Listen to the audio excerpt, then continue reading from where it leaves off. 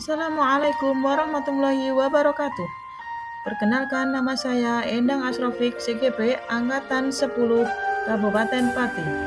Pada kesempatan kali ini, saya akan memaparkan aksi nyata modul 1.4 budaya positif.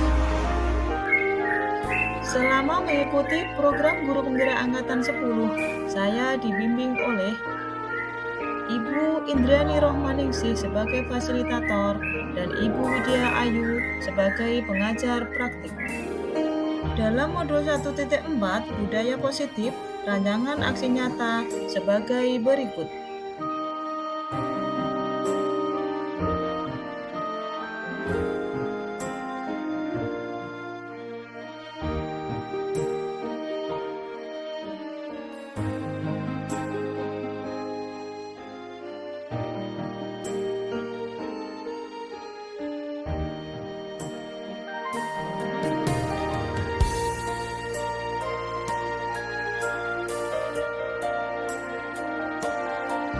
Assalamualaikum warahmatullahi wabarakatuh. Alhamdulillahirabbil alamin wa bihi nasta'in 'ala umuri waddin. Wassalatu wassalamu 'ala asyrafil anbiya'i wal mursalin wa 'ala alihi wa sahbihi ajma'in. Rabbi shrah li sadri wa yassir li amri wahlul 'uqdatam min lisani yafqahu qawli, amma ba'd. Yang saya hormati Bapak Kepala Sekolah SDN Pucak Wangi 03, Bapak Haji Pramono SPD. Yang saya hormati Bapak Ibu Guru SDN Pucak Wangi 03. Dan yang saya hormati Bapak Ibu peserta diseminasi program Guru Penggerak. Puji syukur kita haturkan kepada Allah Subhanahu wa Ta'ala biqaulina alhamdulillah wa syukurillah atas limpahan rahmat taufik hidayahnya kita bisa hadir dalam acara agenda program Guru Penggerak dengan tema diseminasi budaya positif di SDN Pucak Wangi 03. Salam salam kita haturkan kepada junjungan kita Nabi Agung Nabi Muhammad Rasulullah Sallallahu Alaihi Wasallam. Semoga kita termasuk ke dalam umatnya yang mendapatkan rahmat di yaumil qiyamah. Amin. Allahumma amin. Hadirin yang berbahagia, di sini izinkanlah saya membacakan acara pada pagi hari ini.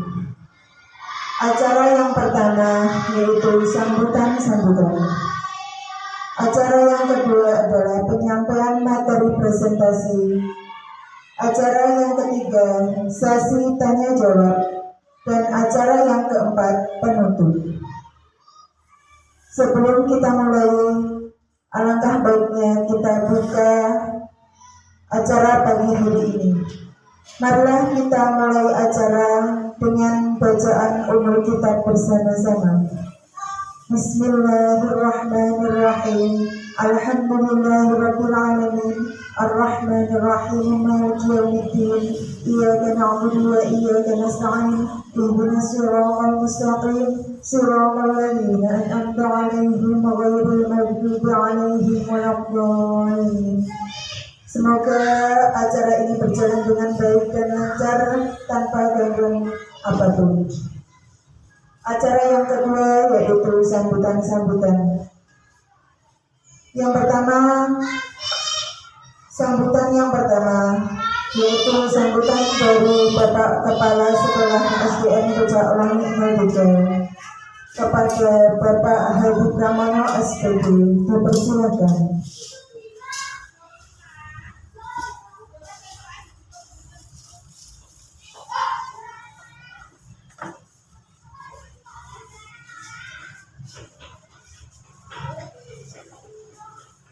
Assalamualaikum warahmatullahi wabarakatuh. Bismillahirrahmanirrahim. Alhamdulillahirabbil alamin. Wassalatu wassalamu ala asrofil anbiya'i wal mursalin wa ala alihi wa ashabihi ajmain, amma ba'd. Yang terhormat ibu-ibu guru SD Bocah Konino 3 dan juga peserta diseminasi guru penggerak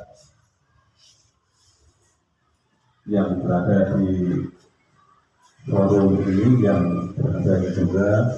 Sebelum saya menyampaikan beberapa hal, marilah kita bersama-sama memanjatkan syukur kehadirat Allah Subhanahu wa Ta'ala atas karunia yang diberikan kepada kita. Banyak sekali yang diberikan berupa kesehatan, keimanan, entah kita tetap berjaga. Oleh karena itu, maka kita tetapkan alhamdulillah bersama-sama. Alhamdulillahirabbil alamin. Semoga apa yang diberikan oleh Allah SWT kita selalu mensyukurinya. Shalawat salam tidak lupa marilah kita aturkan kepada Junjungan Nabi Agung Muhammad Rasulullah SAW.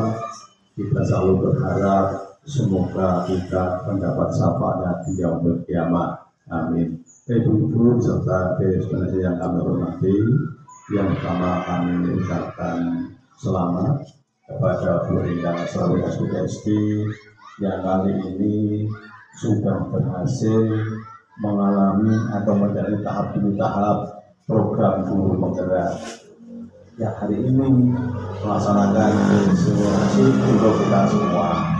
Oleh karena itu kami yang dituangkan sebagai kepala sekolah memberikan apresiasi sekali kepada beliau yang sudah berusaha untuk mengikuti program pemerintah. Mudah-mudahan hal ini memacu rekan yang lain untuk mengikuti semua. Karena hasil dari guru penggerak, saya yakin pemerintah tidak akan memuluskan, tapi bertujuan untuk meningkatkan pembelajaran dan untuk meningkatkan kualitas pendidikan di Indonesia. Oleh karena itu, dari kami hanya bisa berpesan kepada Bu Indah khususnya. Yang pertama, mudah-mudahan selalu menjaga kesehatan, pandai-pandailah membagi waktu, sehingga beberapa kegiatan atau banyak kegiatan yang beliau laksanakan bisa diayahi semua atau dilaksanakan semua. Karena melihat program saat waktu kami ikut pembukaan di lokal 0, memang banyak kegiatan yang harus dilaksanakan. Satu, untuk kegiatan rumah tangga, pembelajaran, dan yang setelah pembelajaran yaitu kegiatan mengikuti program guru penggerak. Tetapi untuk rekan yang lain jangan merasa takut. Nyatanya rekan yang lain yang sudah selamat sampai tujuan. Insya Allah saya belum pernah mendengar ada guru meninggal akibat guru penggerak, malah lemu. Oleh karena itu kami mohon yang lain yang saat ini belum mengikuti, kami persilakan untuk mengikuti program guru penggerak. Yang kedua kalinya untuk berundang lagi, mohon setiap tahapan ikuti dengan baik, dan marilah kita selalu menjaga komunikasi. Karena tanpa bantuan rekan yang lain, bantuan kita semua, apa yang dilaksanakan Bu Endang tentunya tidak akan bisa mencapai tujuan dengan baik. Itu Endang ya, selalu berkolaborasi, selalu berkomunikasi dengan teman yang lain. Itu salah satu dukungan kita kepada rekan-rekan sebagai guru penggerak. Oleh karena itu kami mohon tetap kerjasamanya, menjaga koordinasi yang baik, terjaga sehingga apa yang dicanakan pemerintah, kemudian apa yang akan Bu Indah laksanakan bisa tercapai. Karena program guru penggerak waktunya tidak sebentar. Berapa bulan sudah ya? 9 bulan kurban ini. Alhamdulillah sudah memasuki bulan kedua.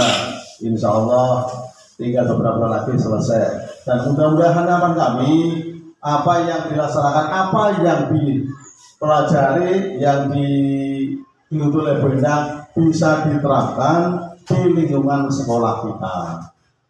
di ora sia-sia, ora muspro ilmune oleh golek ilmu.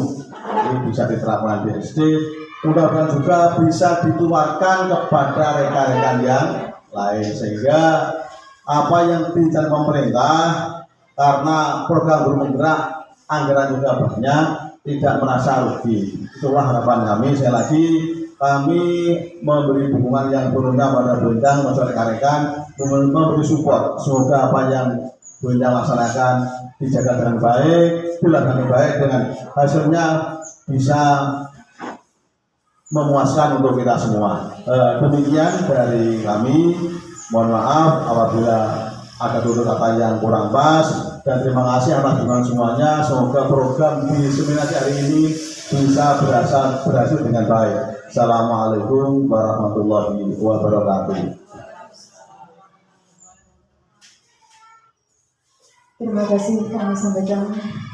Semoga apa yang disampaikan oleh Bapak Kepala Sekolah bermanfaat bagi kita semua, khususnya bagi Bu Endang Asrafi sebagai calon guru penggerak dan umumnya bagi kita semua. Amin, Allahumma amin. Acara selanjutnya yaitu penyampaian materi dengan tema diseminasi budaya positif di SDN Bocah Awang Indonesia yang akan disampaikan oleh calon guru penggerak Ibu Endang Asrafi SPG SD. Kepadanya kami persilakan.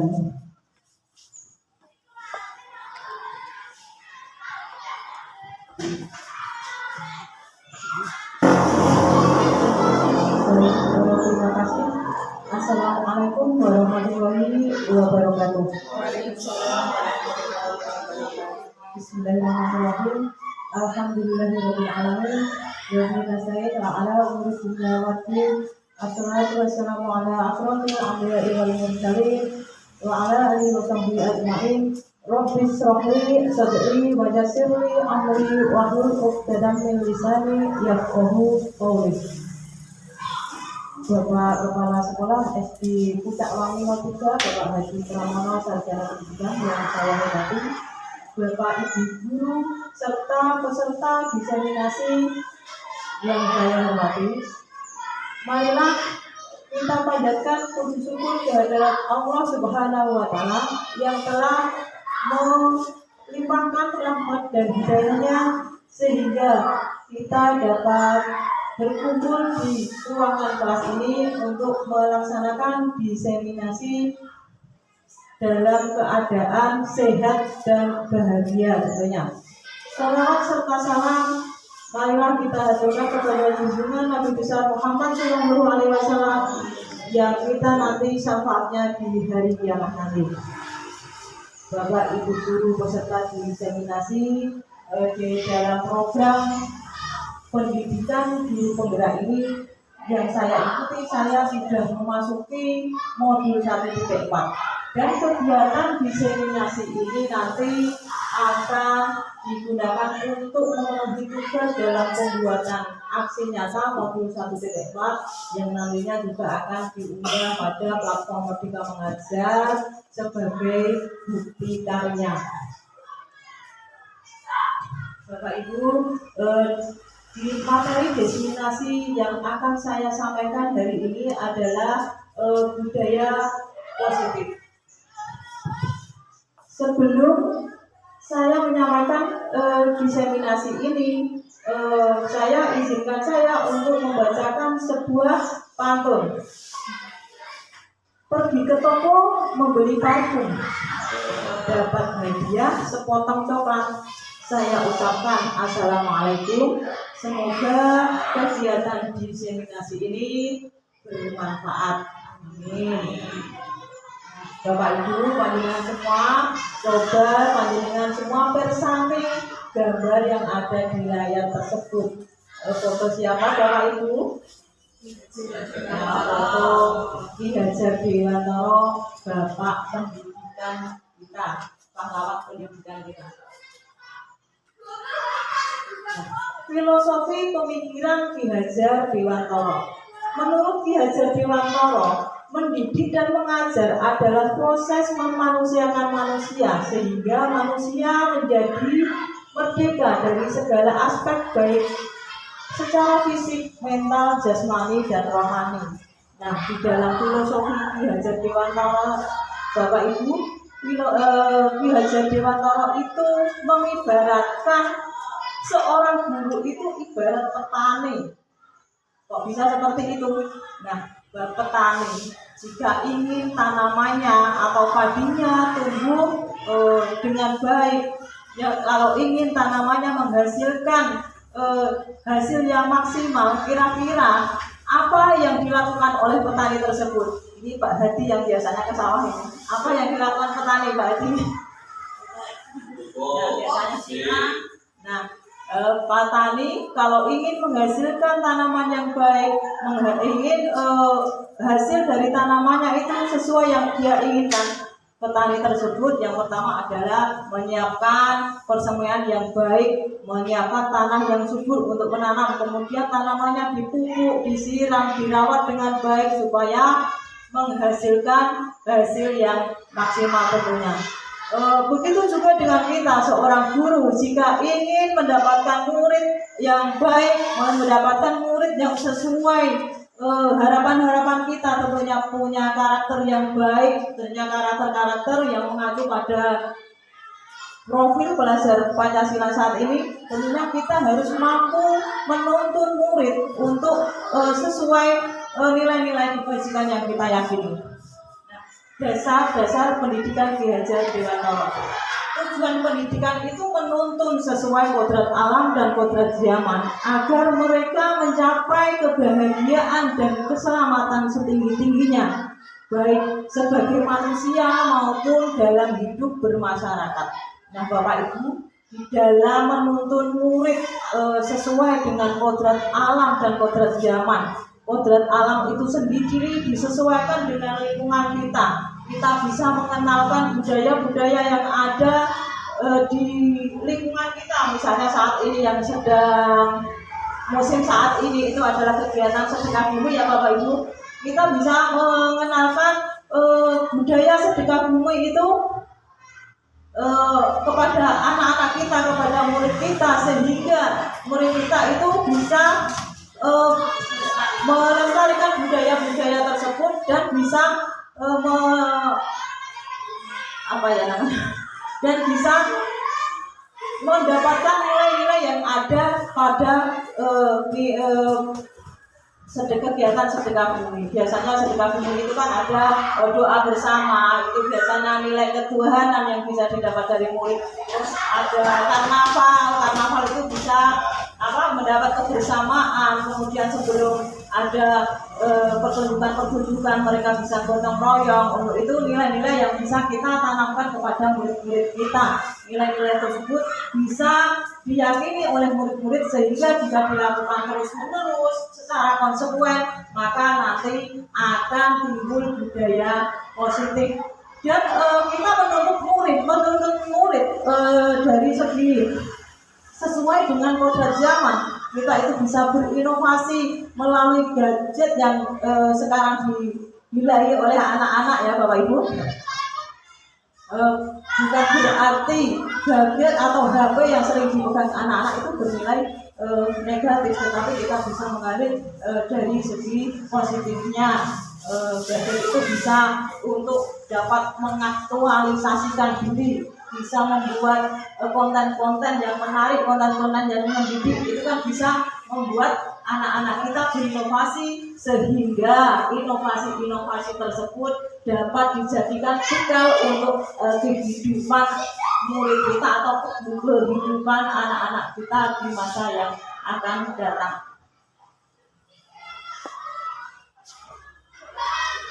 Semboyan Ki Hajar Dewantara.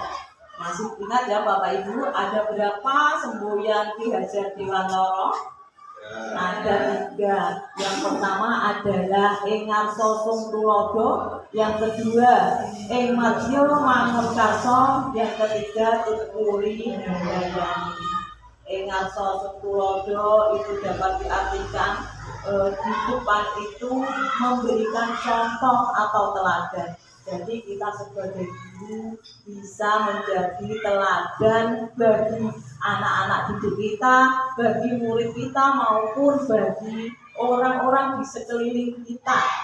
Nah, kalau menurut saya guru itu malah bukan sebagai pekerjaan sebetulnya ya Bapak Ibu, guru itu merupakan sebuah predikat bahwa perilaku atau tindakan atau ucapan yang dilakukan oleh guru itu dapat dijadikan teladan orang-orang yang ada di sekeliling kita maupun jadikan teladan untuk anak-anak kita. Kemudian ing madya mangun karso, bahwa di tengah-tengah kita harus bisa memberikan semangat untuk murid-murid kita, memberikan semangat untuk orang-orang yang ada di sekeliling kita, semangat untuk teman-teman kita. Nah, kemudian Tuturi Handayani, yang ketiga ini Tuturi Handayani yang sering saya ingat itu adalah ngendikane Pak Hadi, nek Tuturi Handayani itu ngetut buri Mbak Is.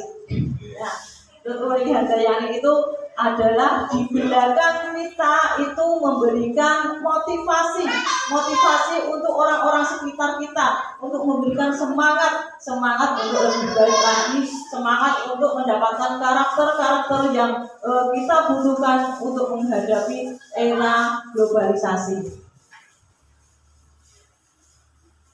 Nah, sejalan dengan pemikiran Ki Hajar Dewantara tadi, pendidikan dan pengajaran saat ini dituntut untuk dapat membekali siswa dalam menghadapi kebutuhan hidup dan tantangan global. Dengan melaksanakan pemikiran dan semboyan Ki Hajar Dewantara, diharapkan seorang pendidik dapat menuntun siswa tidak hanya mentransfer ilmu saja, tetapi kita dapat belajar bersama dengan murid-murid kita sesuai dengan kurikulum yang ada saat ini. Nah, dalam kerangka filosofi Merdeka Belajar itu mengacu pada profil pelajar Pancasila. Yang pertama, profil pelajar Pancasila diantaranya adalah beriman dan bertakwa kepada Tuhan Yang Maha Esa dan berakhlak mulia. Yang kedua, kreatif. Ketiga, gotong royong. Keempat, berkebinekaan global. 5, bernalar kritis. Dan selanjutnya adalah mandiri. Nah, hari ini kita tadi akan mempelajari, saya akan menyampaikan budaya positif. Budaya positif itu merupakan perwujudan dari nilai-nilai atau keyakinan universal yang diterapkan di sekolah. Kebiasaan yang bernilai positif di dalamnya mengandung sejumlah kegiatan yang mampu menumbuhkan karakter murid. Karakter murid itu tumbuh dari budaya-budaya yang kita tanamkan dalam keseharian kita. Jadi karakter murid itu tumbuh dari dalam dirinya sendiri, bukan paksaan dari bapak ibu guru, bukan dari paksaan dari teman atau bukan paksaan dari orang tua, tetapi yang namanya budaya positif itu budaya-budaya yang kita tanamkan dalam keseharian untuk meyakini nilai-nilai kebajikan yang ada, tentunya yang mengacu tadi pada profil pelajar Pancasila. Nilai-nilai tersebut diyakini dan dilakukan secara terus-menerus dan konsisten, nanti akan timbul budaya positif. Nah, konsep budaya positif yang pertama adalah perubahan paradigma belajar, kedua disiplin positif, ketiga teori kontrol, keempat motivasi perilaku manusia, yang kelima kebutuhan dasar manusia, kemudian restitusi dan posisi kontrol, yang ketujuh adalah keyakinan kelas. Paradigma dengan pembelajaran dengan paradigma baru. Pembelajaran dengan paradigma baru itu juga nantinya akan menumbuhkan budaya positif yang ada di sekolah kita.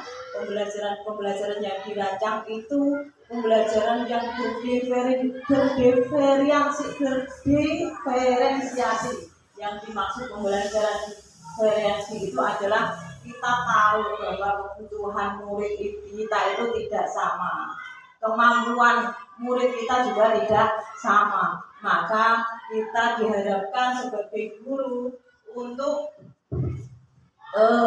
memasukkan kegiatan-kegiatan pembelajaran yang berdiferensiasi menurut Ki Hajar Dewantara sehingga kita dapat menghadapi tantangan global. Yang kedua adalah disiplin positif. Disiplin positif. Disiplin itu apa? Arti kata disiplin dari Bapak Ibu sendiri itu apa? Kira-kira kasih terus apa nih? Taat aturan, apalagi gimana? Tertib, terus ada? Nah, disiplin itu bisa dia kaitkan, kata disiplin juga bisa dihubungkan dengan kepatuhan. Disiplina berasal dari bahasa Latin yaitu belajar.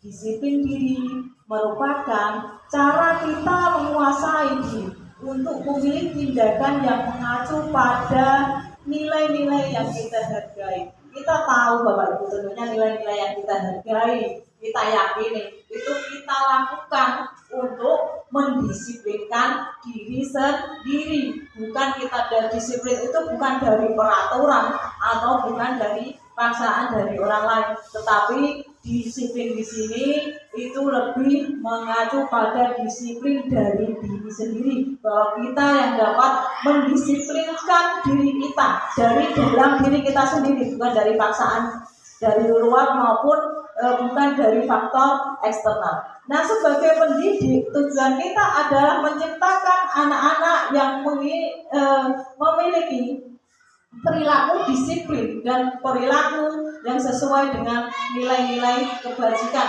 Dan nilai-nilai kebajikan itu tadi timbul dari dirinya sendiri, nilai-nilai yang diyakini. Contohnya, misalnya dari diri kita sendiri ya, keseharian kita ya Bapak Ibu, kita itu memakai helm dalam berkendara atau mengendarai sepeda motor. Tujuan kita itu untuk apa?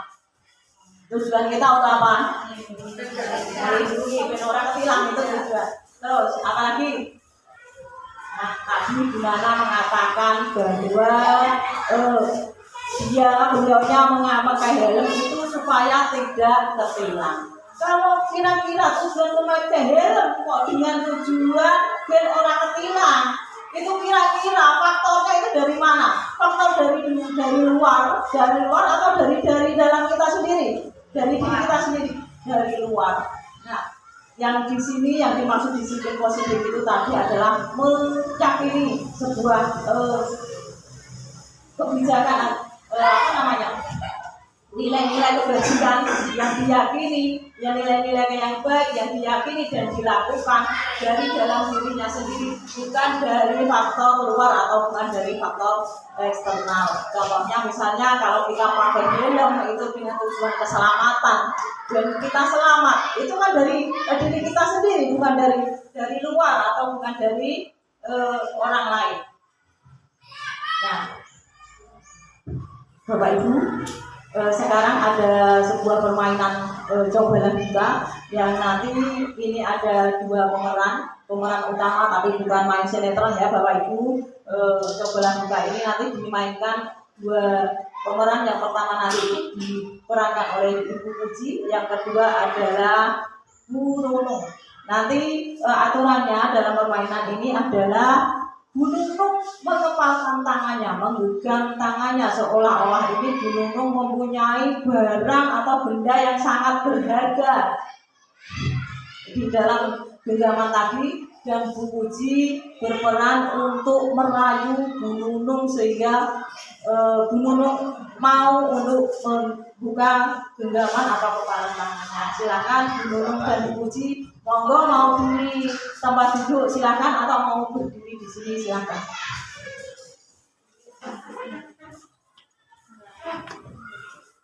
Rayuan ya Bu Puji, ini bukan rayuan gimbal.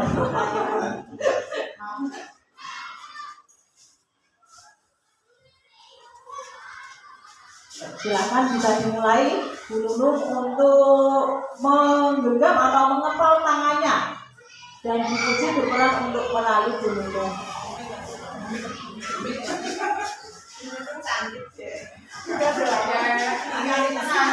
Cantik sekali.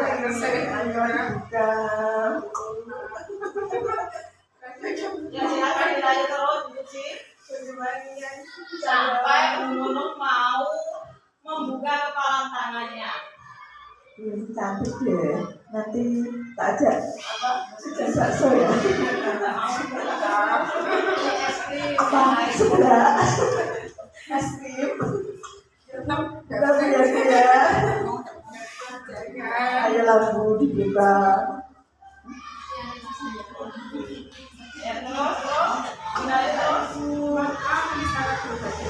Nanti kalau pulang tak jaga.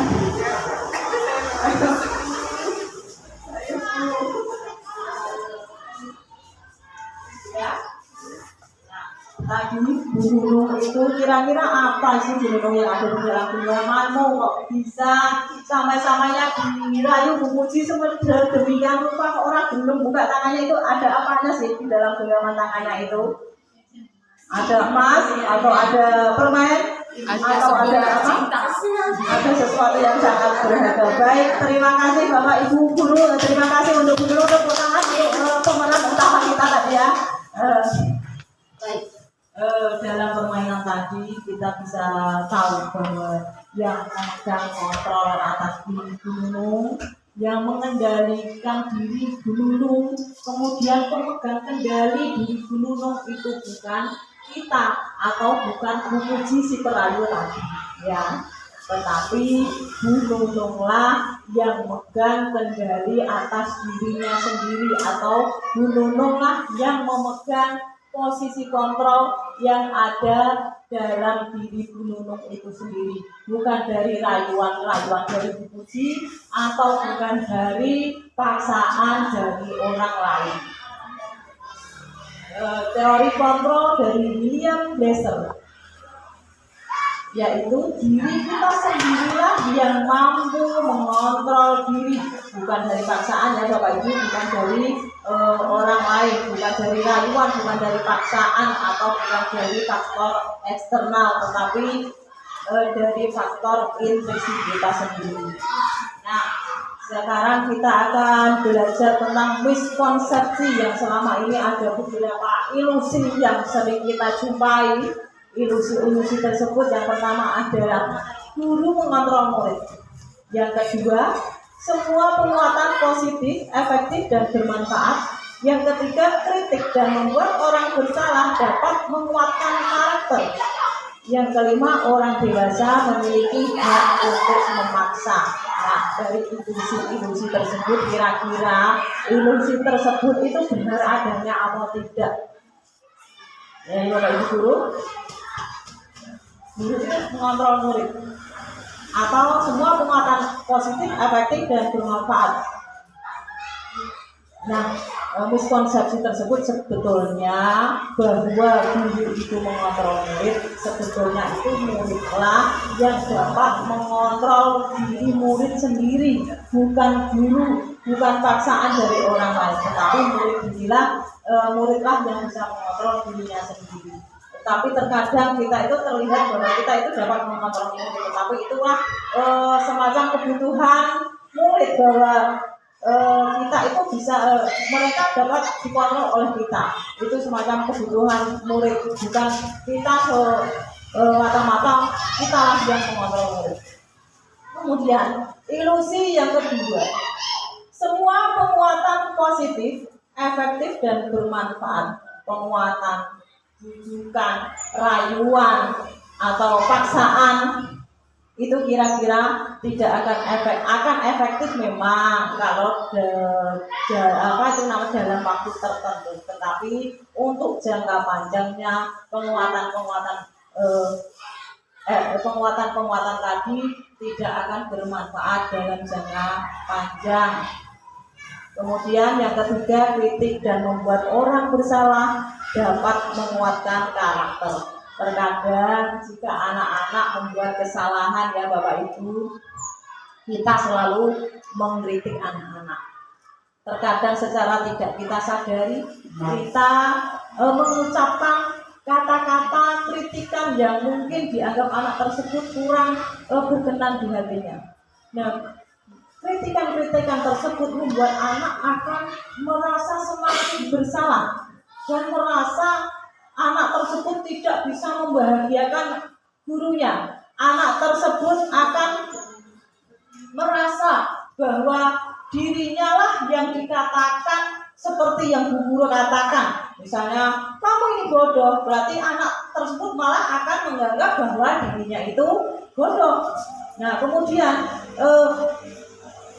membuat kritikan itu tadi membuat anak akan mengembangkan dialog-dialog yang ada pada diri itu malah dikembangkan dalam dialog-dialog yang negatif untuk dirinya sendiri. Jadi kritik dan membuat orang bersalah itu tidak dapat menguatkan karakter anak.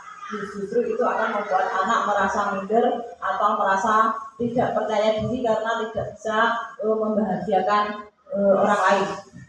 Kemudian yang keempat, ilusinya adalah orang dewasa memiliki hak untuk memaksa. Kita sebagai guru ya tidak bisa memaksakan kehendak anak, tidak boleh memaksakan anak kita atau murid kita untuk melakukan sesuatu maupun untuk tidak melakukan sesuatu.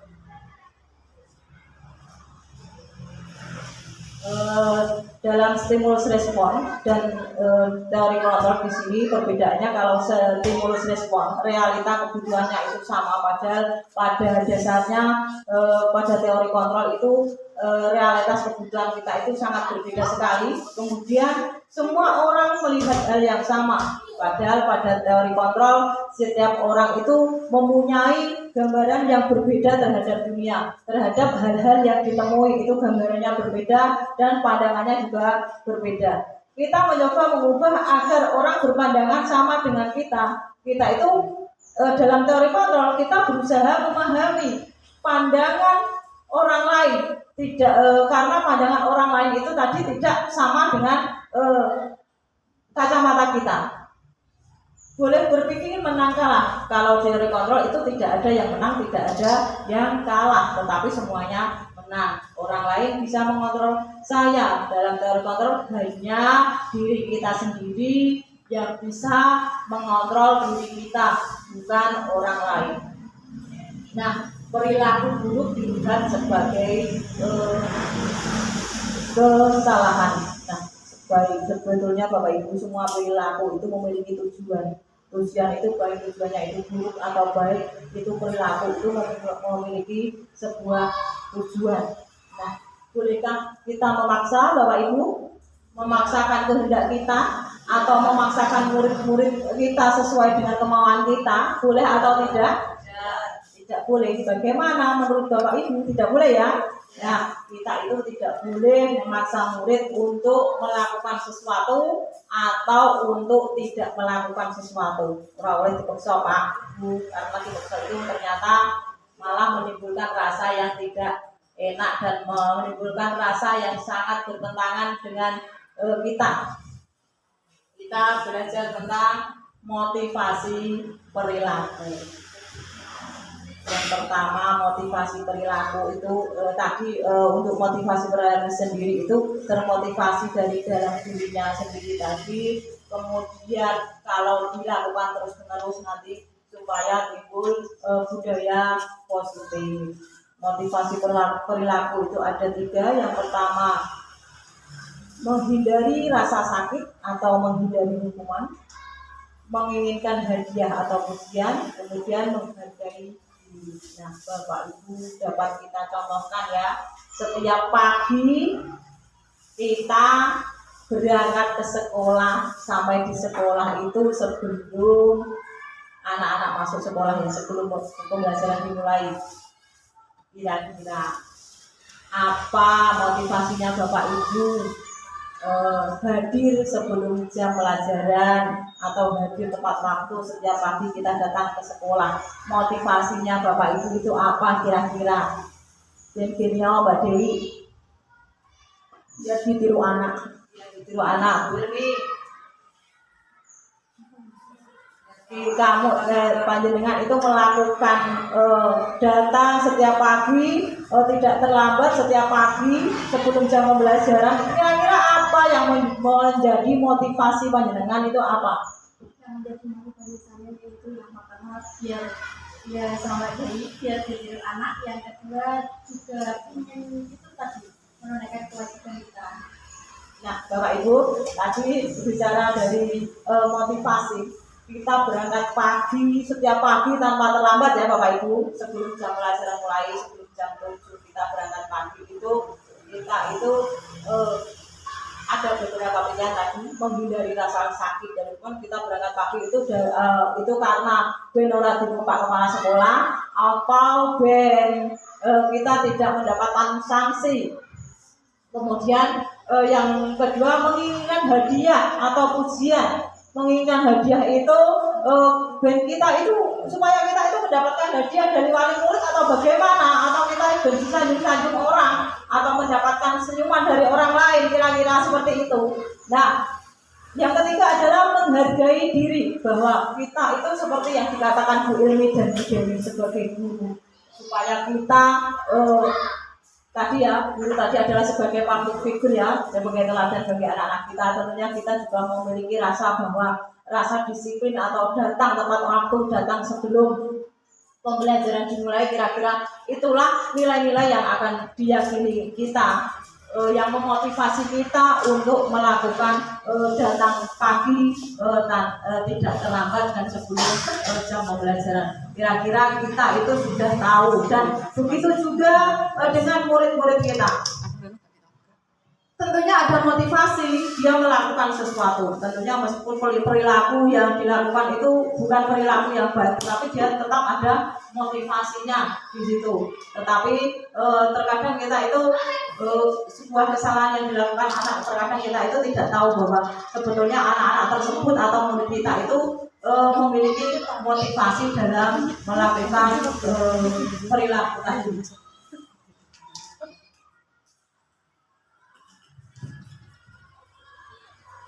Kebutuhan dasar manusia. Nah, kebutuhan dasar manusia ini juga nanti akan mendukung dalam budaya positif. Nah, petani hanya bisa menuntut tumbuhnya padi, hanya menuntut kebutuhan untuk memenuhi budaya positif. Itu menurut Ki Hajar Dewantara. Seluruh tindakan manusia memiliki tujuan tertentu, yaitu memenuhi kebutuhan dasar. Nah, Bapak Ibu, itu nanti ada beberapa kebutuhan dasar. Kebutuhan dasar itu kalau tidak terpenuhi, maka orang bisa merasa kecewa, merasa sedih, merasa marah, dan merasa tidak diterima. Bahkan manusia itu bisa melakukan hal-hal yang melanggar nilai-nilai kebajikan. Itu kalau kebutuhan dasarnya tidak terpenuhi. Ada 5 kebutuhan dasar manusia menurut Dr. William Glasser. Yang pertama, kebutuhan bertahan hidup atau survival. Kemudian yang kedua, kasih sayang dan rasa diterima, love and belonging. Ketiga, pengakuan atas kemampuan atau penguasaan. Yang keempat, kebebasan akan pilihan atau freedom. Yang kelima, rasa senang atau fun. Nah, Bapak Ibu, kebutuhan bertahan hidup. Kebutuhan bertahan hidup itu contohnya kebutuhan pangan, kebutuhan sandang atau pakaian, kemudian kebutuhan tempat tinggal. Ada lagi kebutuhan rasa aman dan rasa nyaman. Kemudian kebutuhan termasuk kebutuhan biologis dalam proses reproduksi, itu juga termasuk kebutuhan bertahan hidup. Nah, suatu contoh Bapak Ibu, tadi sudah saya katakan kan kalau kebutuhan manusia itu harus terpenuhi, karena kalau tidak terpenuhi nanti akan menyimpang dari nilai-nilai kebajikan. Kebutuhan bertahan itu juga harus terpenuhi. Contoh suatu kasus di kelas 2, biasanya di Mas Lutfi ya, sering jam 8 itu dia sudah sering protes karena dia merasa kelaparan Bapak Ibu. Dia merasa kelaparan, dia ingin makan. Nah, itu kira-kira ada kebutuhan yang belum terpenuhi enggak dari Mas Lutfi itu? Apa kira-kira? Belum sarapan. Berarti kebutuhannya Mas Lutfi itu kebutuhan pangannya, kebutuhan dasar tadi itu belum terpenuhi karena dia belum sarapan dari rumah. dia itu tidak bisa konsentrasi dalam belajar dan dia tidak akan maksimal di sekolah. Kemudian ada lagi suatu contoh, misalnya ada seorang anak, saya rumahnya kebanjiran namanya. Kira-kira anak yang rumahnya kebanjiran terus berangkat ke sekolah, kira-kira sampai sekolah apa yang dipikirkan anak tersebut? Bisa, ini sudah sampai sekolah di mana? Ini anak yang rumahnya kebanjiran. Itu kira-kira kalau dia sekolah, di sekolah apa yang dipikirkan kira-kira? Dia akan memikirkan rumahnya yang kebanjiran tadi, orang mikir sekolahan, dia tidak akan konsentrasi belajar, dia pasti akan memikirkan rumahnya karena itu tadi sudah dikatakan ya, salah satu kebutuhan hidupnya belum terpenuhi, yaitu kebutuhan rumah tadi ya, atau tempat tinggal tadi belum terpenuhi. Kemudian yang kedua adalah rasa kasih sayang dan rasa ingin diterima, atau bisa bahasa Inggrisnya love and belonging. Bapak Ibu, murid itu akan merasa senang atau merasa ingin diterima oleh suatu kelompoknya. Bukan murid saja ya Bapak Ibu, kita ingin merasa ingin diterima di orang-orang di sekelompok kita, ada sekeliling kita.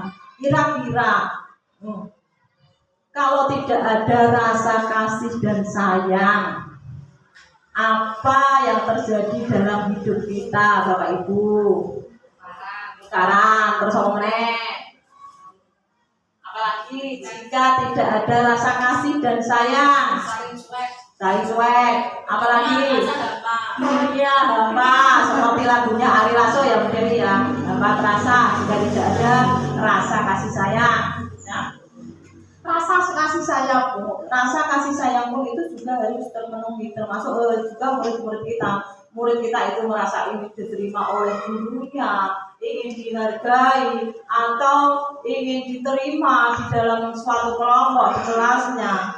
Nah, bahkan terkadang ada murid yang ini suka sekali atau semangat sekali belajar, semangat sekali mengerjakan tugas kalau murid tersebut senang kalau gurunya atau suka pada gurunya. Nah, kemudian anak juga kadang kita membagi suatu kelompok. Kalau suatu kelompok, jika murid tersebut sudah merasa cocok dengan kelompoknya, maka murid tersebut akan juga semangat belajar. Nah, itu adalah kasih sayang dan rasa diterima. Bahkan murid yang paling cuek sekalipun, yaitu membutuhkan rasa kasih sayang dan ingin diterima. Kemudian yang ketiga, pengakuan atas kemampuan atau penguasaan, bisa disebut dengan power. Nah, Bapak Ibu, saat tahun ajaran baru biasanya kita memilih atau membuat organisasi kelas. Biasanya kita memilih siapa yang mau menjadi ketua kelas gitu. Biasanya anak-anak kita itu pada antusias untuk ini bu saya bu, maksudnya dia ingin menunjukkan bahwa dia itu mampu, bahwa dia itu bisa, dia punya penguasaan, dia punya power yang ingin diakui. Nah, kemudian saat kita juga memilih perwakilan lomba untuk dikirim ke kecamatan atau kabupaten, itu anak-anak juga ingin bahwa kemampuannya itu diakui oleh sekolah, dia punya kekuasaan, punya power. Nah, kemudian yang keempat adalah kebebasan akan pilihan atau bisa disebut dengan freedom. Nah, Bapak Ibu, bukannya kita itu membebaskan anak-anak kita atau murid-murid kita sebebas-bebasnya atau sebebas apapun yang dia mau, tetapi kita itu lebih memberikan kesempatan untuk memilih apa yang dilakukan. Dengan kita memberikan kesempatan tadi, maka murid-murid itu akan merasa bahwa dirinya itu mempunyai rasa tanggung jawab atas apa yang dipilih dan tanggung jawab atas apa yang dilakukan. Kemudian anak-anak juga kebebasan akan pilihan. Biasanya kita anak-anak murid-murid kita itu dibebaskan untuk menyuarakan pendapatnya. Kemudian yang kelima adalah kebutuhan rasa senang. Nah, Bapak Ibu, sebagai guru kita tidak segan-segan untuk memasukkan atau mengimplementasikan hal-hal yang disenangi murid di dalam kelas supaya murid itu dapat totalitas, dapat maksimal dalam belajarnya. Contohnya yang saya lihat kemarin itu di kelas 5 kemarin membuat karya dari bahan yang habis pakai atau bahan yang sudah tidak digunakan. Mereka senang sekali karena di saat itu habis lebaran kelihatannya itu mereka membuat ogoh-ogoh dari bahan benda yang sudah tidak terpakai itu tadi. Mereka merasa senang. Kalau anak-anak atau murid kita merasa senang, maka dia akan totalitas dalam mengerjakan karya-karya tersebut. Dia akan merasa senang bahwa ini loh yang saya senangi. Nah, maka Bapak Ibu, kita sebagai guru sebaiknya untuk bisa memenuhi kebutuhan-kebutuhan dasar yang ada pada murid kita.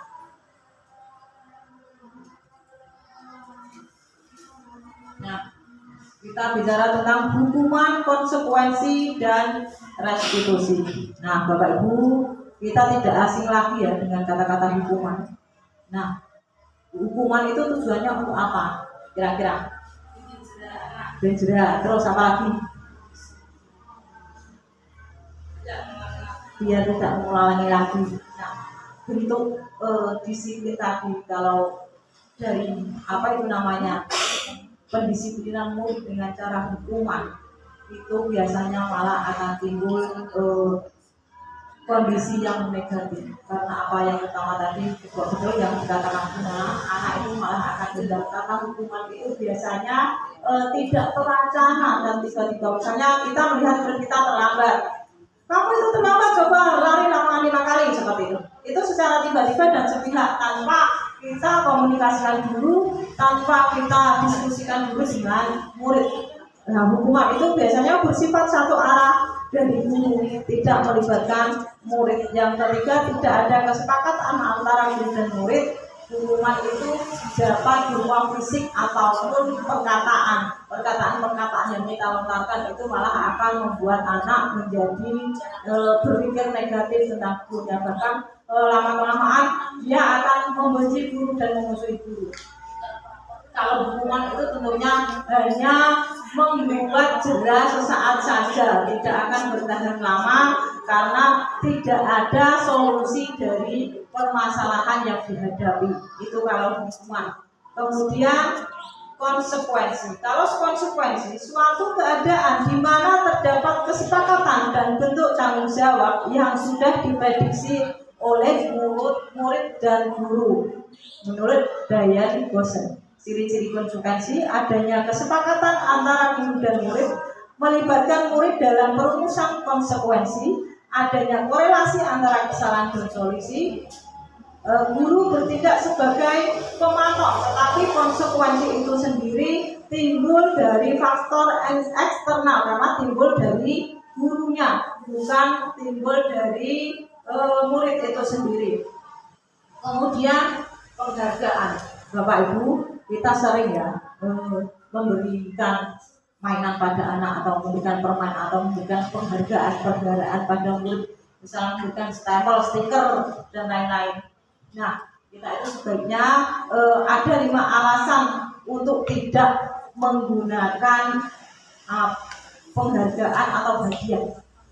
Ada alasannya. Yang pertama adalah menghambat kinerja, kreativitas, dan motivasi murid. Biasanya anak sering dikasih hadiah itu malah tujuan dia melakukan sesuatu hanya untuk mendapatkan pujian atau mendapatkan hadiah dari guru. Kemudian hadiah itu memiliki potensi hukuman. Dia akan hanya perilakuannya hanya dikonsekuensikan sama hadiahnya saja. Kemudian menyebabkan putusnya hubungan sosial. Biasanya kalau salah satu sing dikai hadiah, yang lain tidak dihadiah malah akan merasa iri. Dan dia akan merasa adanya kesenjangan sosial. Jadi tidak turun lagi. Kemudian membuat gagal menemukan sumber masalah dan penyelesaiannya. Dia hanya tertuju pada hadiahnya saja, tidak tahu masalahnya apa, tidak tahu solusinya bagaimana. Nah, yang selanjutnya adalah kehilangan motivasi intrinsik. Dia tidak bisa meyakini nilai kebajikan yang dilakukan tadi, nilai kebajikan yang diyakini orang tidak bisa diyakini karena tujuannya melakukan sesuatu yang baik atau melakukan sesuatu itu hanya untuk mendapatkan hadiah saja. Nah, tentu program kebajikan atau apresiasi pengakuan, beri pengakuan secara khusus, beri pengakuan pribadi, beri pengakuan kepada semua murid secara bergantian, beri pengakuan secara konsisten dan fokus pada proses. Nah, contoh pengakuan apresiasi kebajikannya, nilai kebajikannya itu rasa empati kamu luar biasa sekali pada situasi, pada saat menolong murid, saling menolong ya. Kemudian nilai kebajikan kepedulian, misalnya saat situasi pada saat membantu temannya yang sedang sakit atau membantu temannya adalah tugas kelompok. Kemudian nilai kebajikan rasa tanggung jawab pada saat kamu membangun kertas-kertas yang ada berserakan di luar karena dia tanggung jawab akan kebersihan lingkungan. Nah, sekarang disiplin positif yang selanjutnya tadi akan dikuatkan dengan restitusi. Restitusi itu adalah proses menciptakan kondisi bagi murid untuk memperbaiki kesalahan-kesalahan mereka dengan karakter yang lebih kuat. Dengan restitusi itu nanti akan ada kolaborasi antara murid dan guru untuk menemukan kesalahannya dan untuk mencari mencari solusi dari kesalahannya dari nilai-nilai kebajikan yang sudah diyakini. Nah, restitusi tersebut proses menciptakan kondisi bagi murid untuk memperbaiki kesalahan mereka sehingga mereka bisa kembali ke kelompok mereka dengan karakter yang lebih kuat daya bosen. Ciri-ciri restitusi biasanya bukan untuk menebus kesalahan, tetapi dengan adanya restitusi murid kita tahu atau bisa belajar dari kesalahannya tersebut. Kemudian memperbaiki hubungan. Tapi nek dihukum mesti murid akan dendam sama guru ya. Tetapi dalam restitusi ini maka murid itu akan hubungannya dengan guru akan kolaborasi dengan baik, dengan mendapatkan nilai-nilai emosional yang baik. Nah, kemudian tawaran bukan paksaan. Guru itu menawarkan solusi yang dihadapi atau solusi yang terbaik untuk mengatasi masalah-masalah tadi. Kemudian mencari kebutuhan dasar tadi ya, yang 5 tadi, kebutuhan apa yang belum terpenuhi kok bisa sampai melakukan kesalahan tersebut. Kemudian fokus pada karakter bukan tindakan. Fokus pada solusi, mencari solusi untuk permasalahan tadi, dan restitusi itu dapat mengembalikan murid ke karakter yang baik, karakter yang diyakini sesuai dengan nilai-nilai kebajikan. Hukuman, konsekuensi, dan restitusi.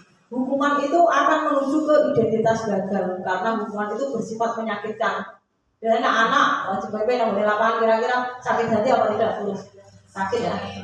Terus murid akan merasa tersakiti dan itu akan diingat-ingat jangka panjang bahkan sampai sekalipun.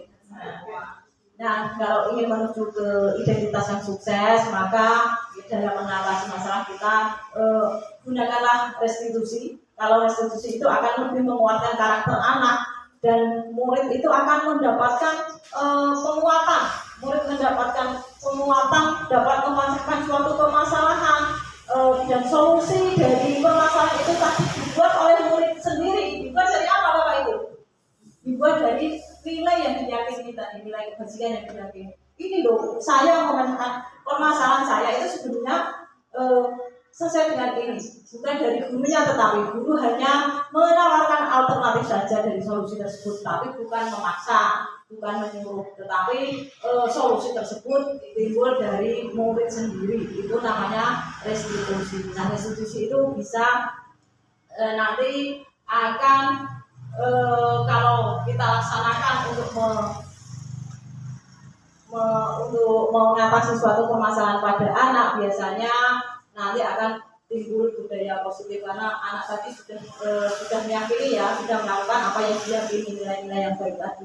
Nah, biasanya kita kalau menerapkan tiga restitusi dalam suatu permasalahan, yang pertama kita akan menstabilkan identitas. Menstabilkan identitas misalnya kalau anak ada yang bolos sekolah, misalnya bolos karena dia ketahuan main PS, dia berangkat sekolah dari rumah tetapi tidak sampai sekolahan. Nah, kita bisa tanya dulu dengan menstabilkan identitas.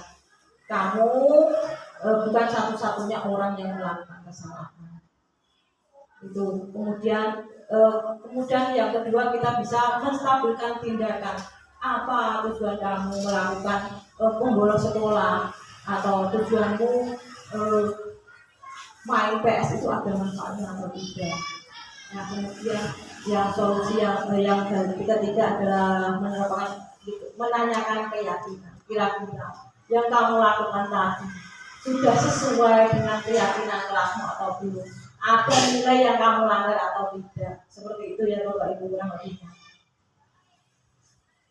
Nah, sekarang budaya positif dikuatkan dengan posisi kontrol. Ada 5 posisi kontrol. Yang pertama adalah menghukum, yang kedua membuat merasa bersalah, ketiga teman, yang keempat pemantau, yang kelima manajer. Posisi kontrol dalam diri saat kita menangani kasus anak atau menangani suatu permasalahan untuk murid-murid kita. Yang pertama tadi sudah saya katakan kalau posisi kontrol itu ada 5. Yang pertama adalah sebagai penghukum, yang kedua sebagai pembuat orang merasa bersalah, yang ketiga sebagai teman, yang keempat sebagai pemantau, yang kelima sebagai manajer. Nah, dalam posisi penghukum tadi, guru itu kalau menangani suatu permasalahan, misalnya ada anak terlambat, itu anak itu dikata-katai, dihukum dengan ucapan atau kamu terlambat lagi, misalnya kamu terlambat lagi, kamu silakan kamu keliling lapangan 5 kali, misalnya seperti itu. Itu adalah posisi kontrol sebagai penghukum. Kalau penghukum itu, karena kalau penghukum itu hanya secara tiba-tiba saja, penghukum itu hanya dari gurunya sendiri, bukan didiskusikan dulu kepada anak. Dan itu malah akan membuat anak, dengan membentak anak, membuat anak akan menjadi pendendam. Karena kalau dihukum dengan kata-kata, atau itu akan malah kata-kata yang dari gurunya tadi akan membuat mereka semakin menyalahkan orang lain. Kemudian posisi kontrol sebagai pembuat orang merasa bersalah. Biasanya posisi kontrol guru kalau membuat orang merasa bersalah itu kata-katanya guru memang cenderung datar. Kamu tidak kasihnya ya sama guru, kamu melakukan seperti ini. Nah, murid akan merasa bersalah, bahkan murid itu malah akan merasa bahwa dirinya tidak bisa memenuhi apa yang diinginkan oleh guru. Murid akan merasa bersalah, murid akan merasa apa yang dikatakan gurulah itu yang ada pada diri saya. Seperti itu, murid akan diingat-ingat terus bahwa dia itulah punya predikat yang seperti yang dikatakan oleh guru tadi. Bahkan itu dampaknya malah akan menyembunyikan kesalahan-kesalahan yang lain. Dia malah menjadi anak yang tidak jujur. Kemudian posisi kontrol sebagai teman. Nah, kalau posisi kontrol sebagai teman ini, biasanya guru itu akrab dengan siswa. Kamu seperti itu ya sudah, absenmu yang penting beres begitu. Itu posisi guru sebagai teman, dia memang akrab dengan murid, tetapi nanti akan membuat murid malah merasa ketergantungan dengan guru tersebut. Malah aku membuat masalah apapun nanti urusannya kan nanti akan diberesin guru. Kemudian dia akan berbuat baik kepada guru, hanya pada guru itu saja, tetapi pada guru-guru yang lain dia malah akan melakukan kesalahan-kesalahan yang lain.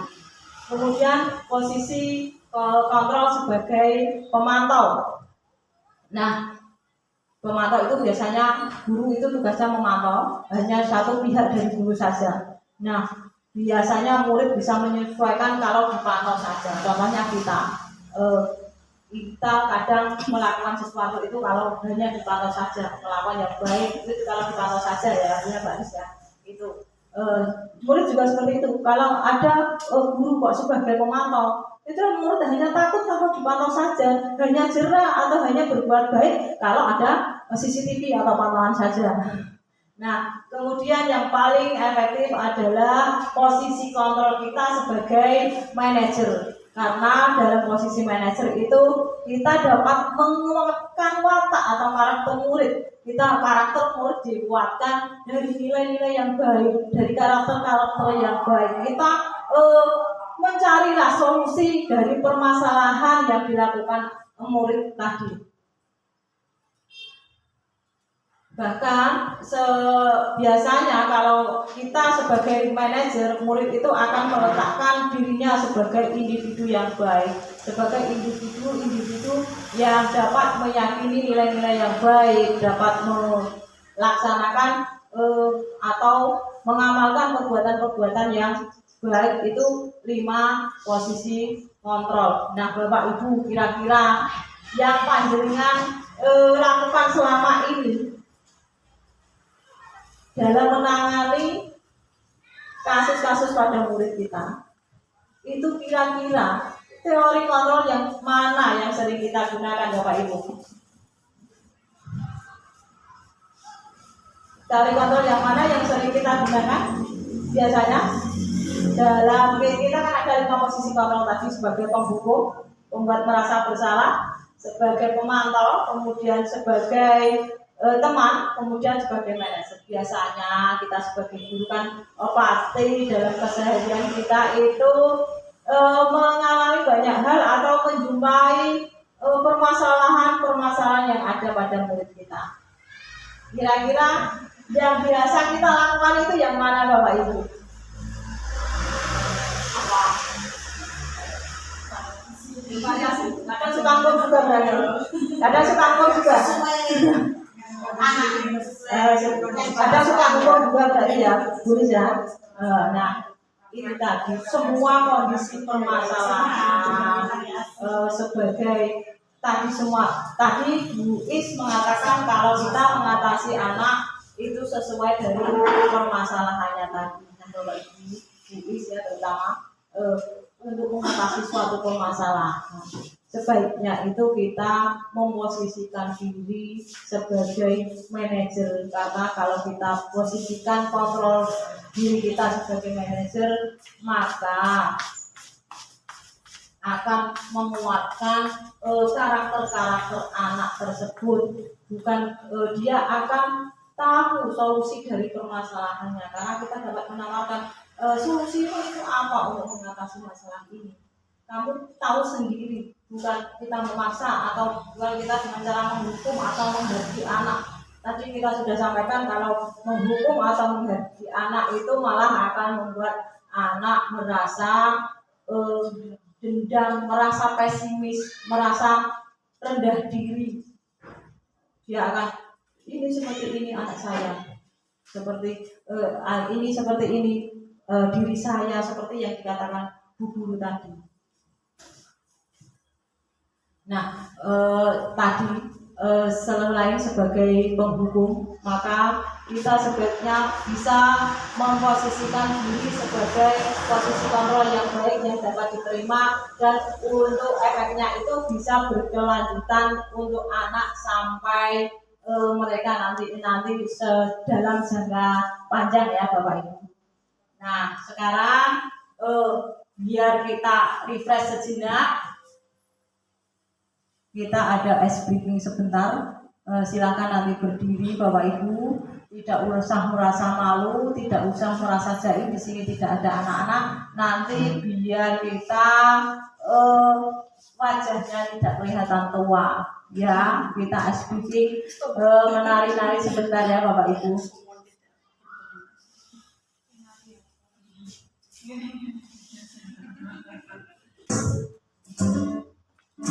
Mari Bapak Ibu silakan berdiri untuk mengikuti yang gerakan yang ada videonya ya Bapak Ibu. Orang tak izin, orang tak malu-malu biar tetap glowing wajahnya.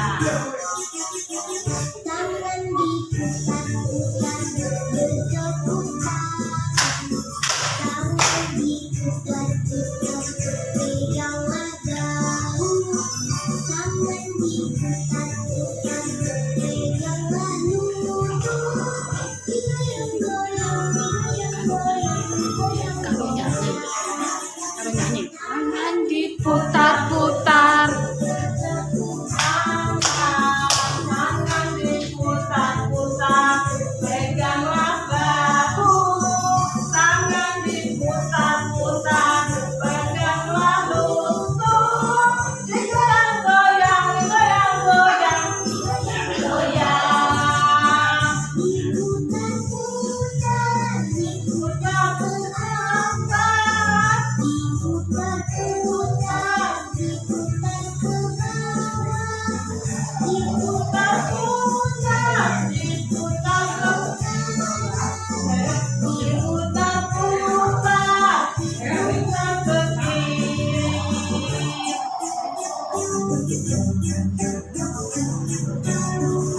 Senyum.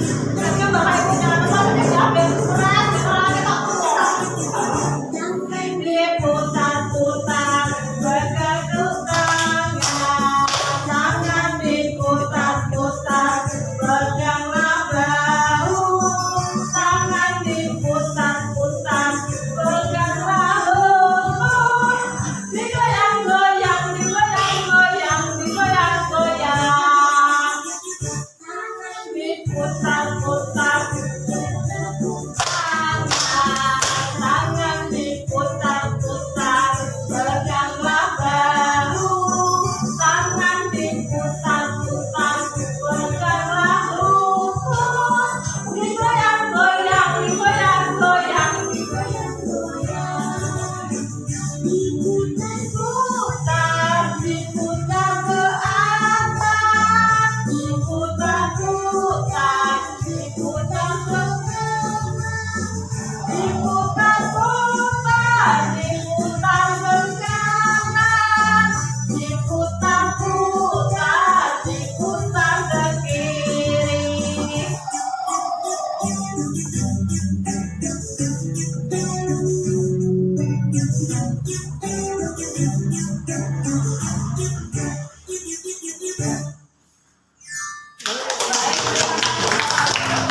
Untuk kita semua.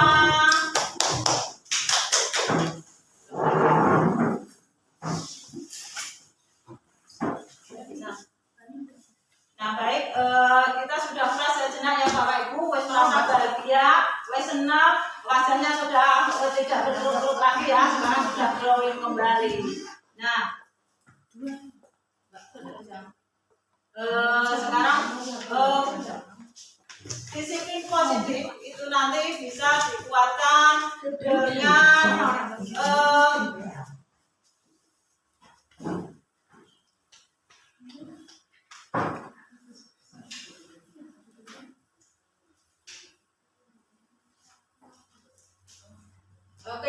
disiplin positif itu bisa dikuatkan dengan keyakinan kelas. Nah, keyakinan kelas itu adalah nilai kebajikan atau prinsip universal yang sudah disepakati secara universal, disepakati bersama oleh anggota kelompok tertentu. Kalau di dalam kelas kita keyakinan kelas itu dibuat dan disepakati bersama dengan antara murid dengan guru, antara murid dengan siswa, dengan nilai-nilai yang diyakini tadi. Tentunya nilai-nilai kebajikan. Nilai-nilai kebajikan yang mengacu pada nilai profil pelajar Pancasila. Nah, keyakinan kelas itu tadi, jika dilakukan terus-menerus nanti akan timbul budaya positif. Nah, Bapak Ibu, kenapa kok keyakinan kelas bukan peraturan? Kenapa Bapak Ibu kira-kira apa alasannya yang mendasari kenapa kok harus keyakinan bukan peraturan? Karena keyakinan itu mungkin muncul dari dalam diri anak tersebut. Jadi kesepakatan yang kita sepakati di dalam kelas itu muncul dari keinginan-keinginan kita tentang peraturan-peraturan yang harus kita taati. Gitu. Ya, Bu Is, baik, terima kasih Bu Is, pernyataan yang sangat istimewa sekali. Keyakinan kelas menurut Bu Is itu tadi, keyakinan itu timbul dari diri murid itu sendiri ya Bu Is ya, timbul dari murid sendiri, bukan aturan, bukan peraturan. Kalau peraturan itu adalah sesuatu yang dipatuhi dari peraturan tersebut, bukan dari dirinya sendiri. Kalau keyakinan kelas itu lebih meyakini apa yang nilai-nilai yang baik yang diyakini dan yakin akan dilakukan. Biasanya lebih kalau peraturan itu hanya sepihak dari sekolahan saja. Kemudian kalau keyakinan kelas itu secara universal dan memang tidak kelihatan, namanya tidak kelihatan ya, tetapi dia mempunyai nilai-nilai yang dia yakini, yang dianggap itu nilai baik, nilai-nilai kebajikan yang diyakini dan akan dilakukan. Itu adalah keyakinan. Nah, hal yang harus diperhatikan dalam pembuatan keyakinan kelas itu yang pertama adalah melibatkan seluruh warga kelas. Semuanya terlibat, anak-anak atau murid-murid atau guru-guru, itu guru dalam kelas juga terlibat. Kemudian keyakinan untuk kelas tidak terlalu banyak sehingga mudah diingat dan mudah dipahami. Kemudian menggunakan kata-kata yang positif. Keyakinan kelas sebaiknya sesuatu yang dapat diterapkan di lingkungan, dan nanti keyakinan anak itu sendiri dapat dilakukan oleh murid itu sendiri. Nah, berikut adalah contoh keyakinan kelas 2 yang sudah dibuat oleh anak-anak kelas 2.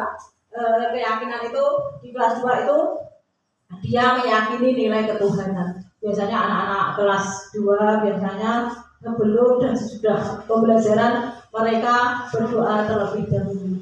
Nah, kemudian nilai kehormatan, dia saling menghormati antara siswa dengan siswa, menghormati antara siswa dan guru, gurunya juga menghormati muridnya. Kemudian nilai ketertiban, biasanya pada murid kelas 2 ketertiban itu mereka tertib dalam belajar, kemudian mereka tertib dalam masuk kelas secara tertib dan dorong-dorongan itu mereka lakukan dengan tertib. Karena kemudian nilai gotong royong, saling membantu teman yang merasa kesulitan atau gotong royong dalam jadwal piket. Kemudian sopan dan santun, menerapkan sopan dan santun itu adalah supaya mereka bisa saling menghargai antar sesama, antar guru dan murid atau antar murid dengan murid. Nah, nilai-nilai tadi, ketuhanan, hormat, seperti gotong royong dan sopan santun tadi, nilai tersebut sudah diyakini anak-anak, sudah diyakini, sehingga kalau diyakini dan dilakukan itu nanti akan menjadi keyakinan kelas mereka, dan keyakinan kelas itu nanti akan timbul budaya yang positif kalau dilakukan secara terus-menerus dan konsekuen.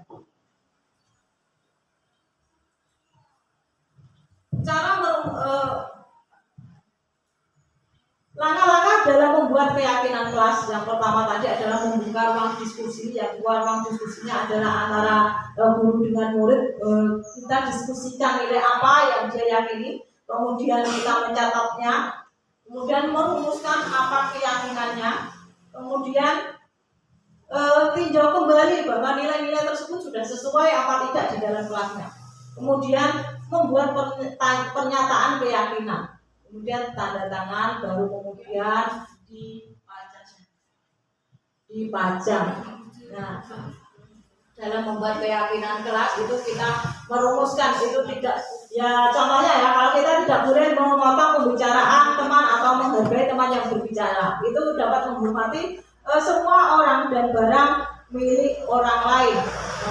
Kita dapat menjaga barang yang dipinjam, bekerja dengan baik dan tekun, mengerjakan tugas tepat waktu, bisa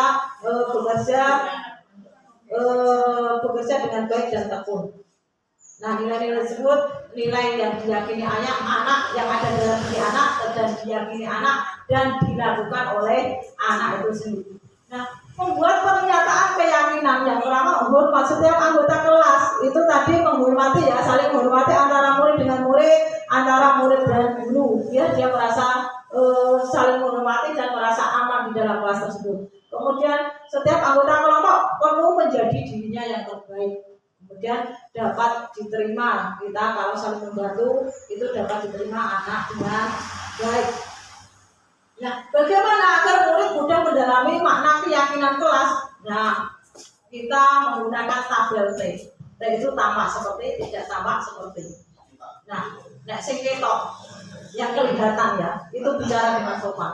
Orang ketok itu biasanya tidak kelihatan, bicara kasar atau mengembalikan barang yang dipinjam, meletakkan barang yang dipinjam. Nah, bagaimana agar murid mudah mendalami makna keyakinan kelas? Nah, biasanya ada tugas kamu dan ada tugas saya. Dalam bekerja, guru itu tugasnya adalah mengajar, peduli terhadap murid dan sebagainya. Terus guru tugasnya bukan menyakiti dan disakiti. Guru itu orang yang disakiti ya, nah sakit hati boleh. Nah, kemudian merapikan barang murid itu bukan tugas guru, justru itu akan menjadi tugas murid sendiri, bahwa dia akan merapikan barang-barangnya sendiri. Kemudian murid tugasnya adalah belajar, bertanya jika tidak paham dan seterusnya. Murid juga bukan untuk menyakiti atau disakiti, bahkan murid juga bukan untuk merusak barang orang lain. Nah, baik Bapak Ibu, materi sudah saya sampaikan semua ya. Kali ini adalah kalau ada yang mungkin ada pertanyaan-pertanyaan dari Bapak Ibu guru, silahkan kalau ada pertanyaan.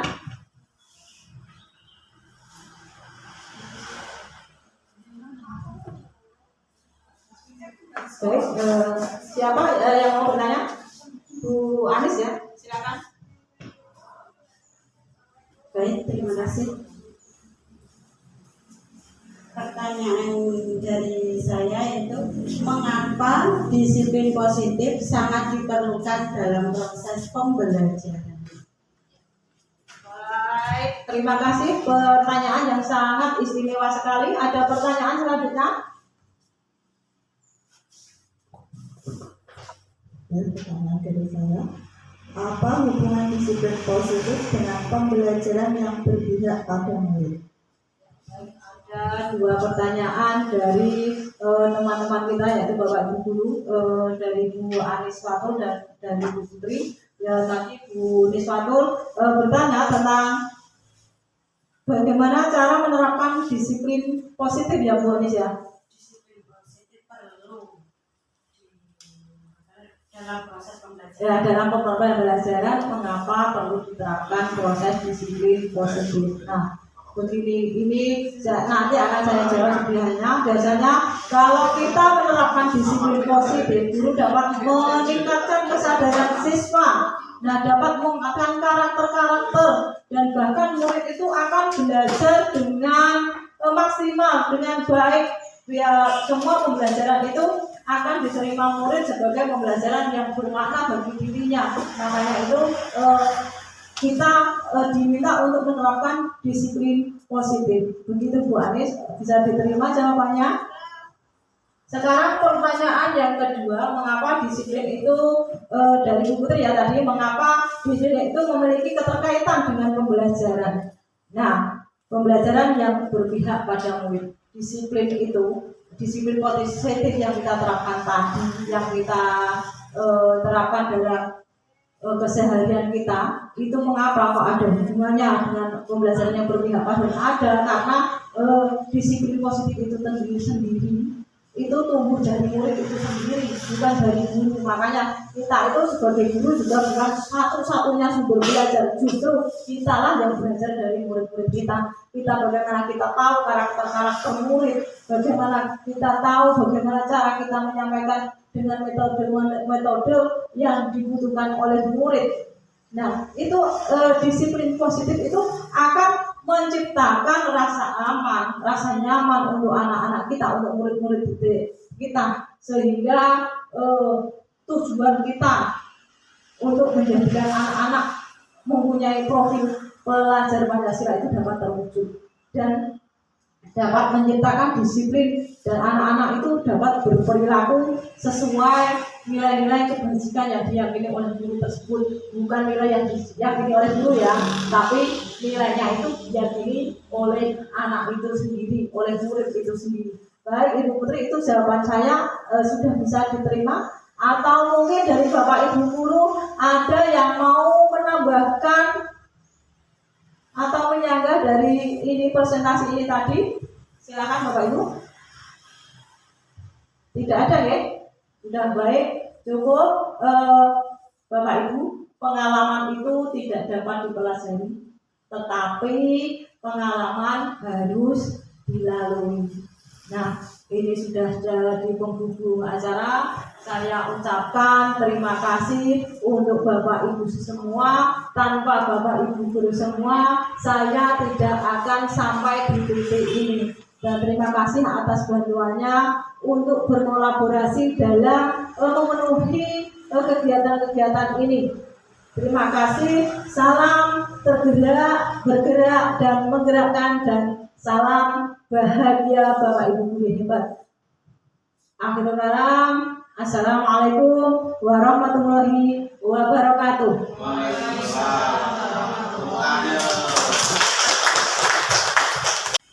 Terima kasih untuk Bu Indah Handopi tentang penyampaian diseminasi budaya positif tadi.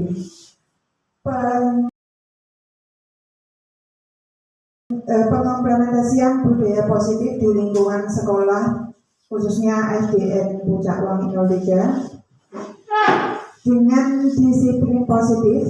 Jadi menumbuhkan sikap disiplin itu adalah sesuatu yang terdorong dari dalam diri anak sendiri. Jadi hal tersebut harus muncul sendiri dari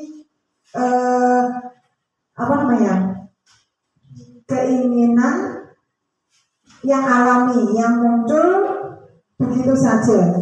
Tentu saja sesuatu yang bernilai positif. Jadi posisi kita jika menghadapi permasalahan dalam pembelajaran itu, kita harus memposisikan kita sebagai manajer. Jadi menguatkan karakter anak supaya bisa menyelesaikan masalah anak tanpa menghukum dan juga menghakimi mereka. Jadi kita dituntut untuk menjadi bijak. Jadi seorang guru itu bukan hanya kita belajar mempelajari, tapi kita juga belajar dari anak-anak yang kita ajar, seperti itu. Mungkin itu saja. Semoga apa yang disampaikan hari ini bisa menjadi manfaat, menjadi informasi, dan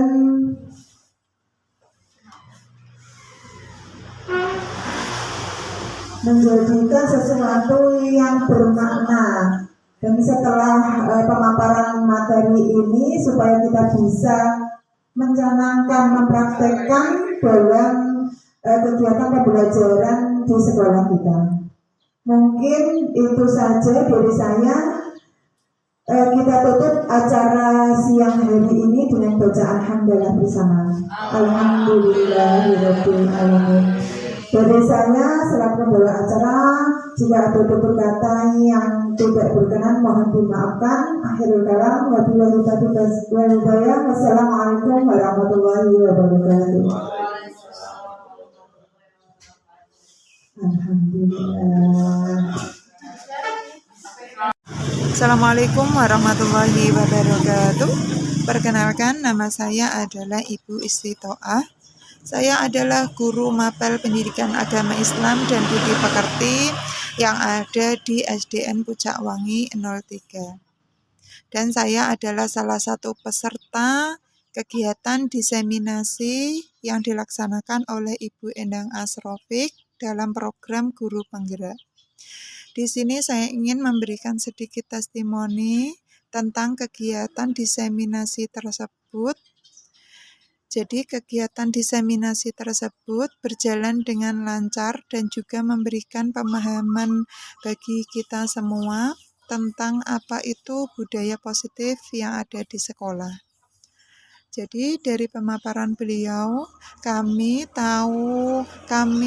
dapat informasi baru dan juga wawasan baru mengenai budaya positif apa saja yang harus kami terapkan dalam kegiatan pembelajaran kami maupun penanaman perilaku atau budaya positif kepada anak didik kami semua. Semoga apa yang telah disampaikan Ibu Endang Asrofik memberi manfaat dan juga keberkahan bagi kita semua, terutama di dunia pendidikan dan di sekolah kami SDN Pucak Wangi 03. Mungkin itu saja dari saya. Terima kasih. Wassalamualaikum warahmatullahi wabarakatuh.